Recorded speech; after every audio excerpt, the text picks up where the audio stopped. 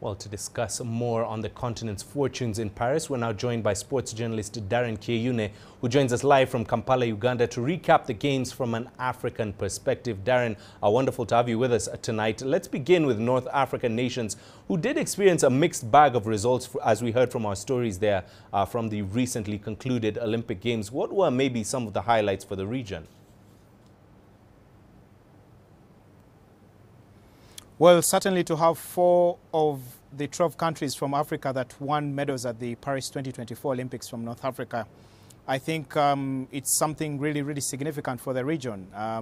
If you look at Algeria, who managed to pick up 3 medals, Tunisia 3, as well as Egypt, as well as the other country that is Morocco that actually picked up a gold medal in the track and field, with Soufiane El Bakkali winning the men's 3,000 meter steeplechase final. I think also for the men, the Algerian Jamel Sedati picking a bronze medal in the men's 1,500 meter event. Just to add with whatever had happened, because I think Tunisia was the first North African country to pick a medal very early on at the Olympics in the fencing event for the men. I thought that part of the continent did significantly well. And I think it feeds into the desires for the region to host the 2036 and 2040 Paris Olympic Games that will have Egypt as the main bidder from what we gather, and they're hoping that they can use the next 2027 African Games to just put that into perspective. And we noticed that each federation and association through the government of Egypt is planning to set up some more infrastructure just to be in time to be a perfect bid and contender to host the 2036 or 2040 Olympic Games. Right, and it did seem to be an Olympics to forget for countries like Nigeria, Ghana, and even Senegal. Maybe what went wrong for West Africa in the French capital this time round? I think it's been a difficult one for West Africa, a bitter pill to swallow. There were quite a number of medal hopefuls, even beyond Nigeria and Ghana, or even Senegal. But to look at it this way, that Nigeria was unable to pick a medal at these Olympics. They picked 2 at the last edition 3 years ago in Tokyo. And just to imagine that the continent's most populated country just has not won a gold medal since the Sydney 2000 Olympic Games, and 24 years later they actually picked no silverware. There were challenges to do with entries for the sprinter Favour Ofili. Toby Amsan found her own challenges in the women's 100-meter hurdles. She just couldn't meet and replicate the form that she had 2 years ago, the Oregon World Athletics Championships. But much more importantly, they still fell short in several other disciplines. And if you cross from that to the mistakes that Team Ghana did in the men's 4x100 meter relay, and as well to the bit of luck that Marie-Josée Talou just didn't have for the Ivory Coast, it just tells the kind of story that the region did have. But also to add that Hughes Fabrice Zango from Burkina Faso just couldn't replicate the gold medal that he got at the 2023 Budapest World Athletics Championships in the men's triple jump.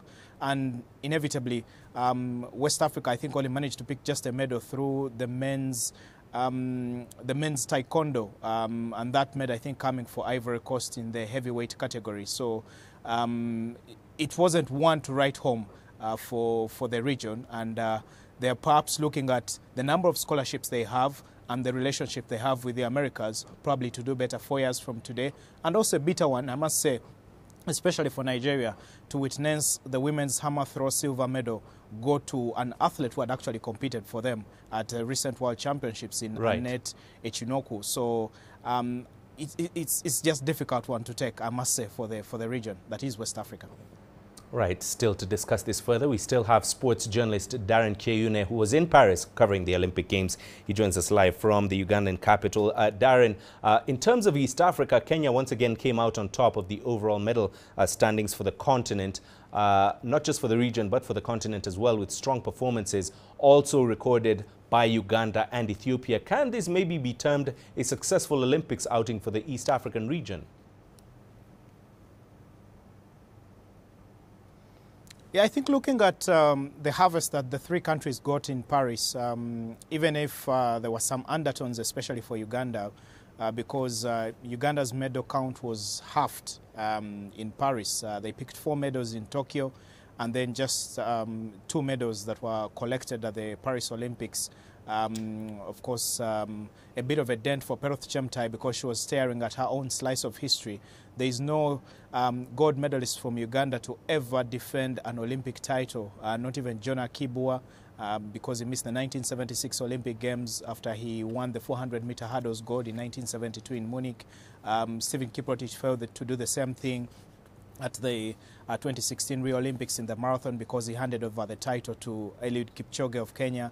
The same for Joshua Cheptegei, who had already opted to pull out of the 5,000 meters in Paris after he had just won the 10,000 meter event. So it was only Peroth who was hoping to become the first in history to defend an Olympic title from Uganda, and somehow she just failed in the final 60-meter dash, losing the title to Winfred Yavi Mutile. A bit of undertones, but I must say, overall, the events where you really expected the region to dominate, they went on and did that. There were always going to be doubts on who was going to challenge Jakob Ingebrigtsen in the men's 5,000 meters. But also, finally, the bittersweet moment, I think, for the region was that eventually there was an all-African podium sweep in the women's marathon final. Sorry, in the women's in the women's 5,000 meters. If you look at what happened in the 5,000 meters and the 10,000 meters, I thought there was some incredible work that was done. And I must say, flowers to Beatrice Chebet, the first Kenyan in history to win 2 Olympic gold medals at the same edition. Right, and speaking of Southern Africa, the brilliance of the likes of Akani Simbine, Letsile Tebogo and Muzala Samukonga did highlight the region's outing in Paris. Tell us more about maybe how the Southern Africans performed. Well, I think, of course, that Southern Africa has a comparative advantage in the sprints, and as well you could add West Africa. But to reach the semi-finals of the men's 100-meter final, and Africa, I think, had 10 semi-finalists in the 100-meter semi-finals for the men. I thought that was quite historic, and I think 8 Africans eventually did the same thing in the men's 200-meter semi-final. And that, you could clearly see that something was up for Africa.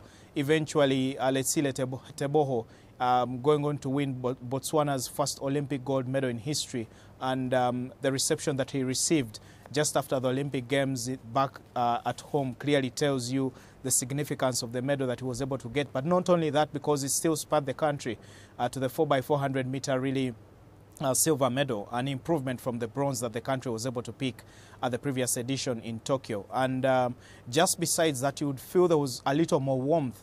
Even if Akani Simbine failed for a 3rd successive Olympics in the men's 100 meters for South Africa to pick a medal, he still somehow powered to that silver medal in the 4x100 meter relay for the country. And just not only that, I must say South Africa did incredibly well because they were actually the first country on the continent to medal at these Olympics in the men's rugby bronze medal that they were able to collect at the Stade de France right at the start of the Olympics. So I thought they did quite incredibly well. But in terms of the sprints, to see Botswana, Zimbabwe having 2 finalists, I think, in the men's 100-meter final, it just shows you that sprints are right on track, as well as Samukonga for what he did for Zambia. I think their first Olympic medal since 1984. It's the kind of story that you want to hear, perhaps even spill over to the next World Athletics Championships come Tokyo 2025 in Japan, or even last a little further until LA 2028.